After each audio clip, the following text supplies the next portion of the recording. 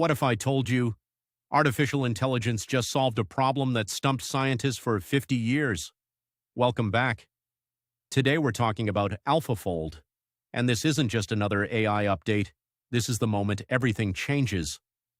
For decades, literally decades, biologists faced an impossible wall. They could read DNA, they could understand genes, but they couldn't predict how proteins fold. And here's why that matters. Every disease, every cure, every drug that works, it all depends on protein structure. Cancer cells, protein problem. Alzheimer's, protein problem. COVID, you guessed it, protein folding. Scientists tried everything. They spent billions. They built supercomputers. The best minds on Earth worked on this. And they hit a wall. Not a small wall, a massive wall. Some proteins wouldn't fold for years of research. Then DeepMind released AlphaFold, and literally overnight the impossible became routine.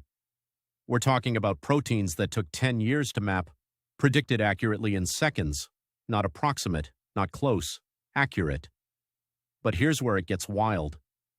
This isn't just faster science, this rewrites everything. Drug discovery timelines collapsed from years to weeks. Diseases we thought were unsolvable suddenly became solvable.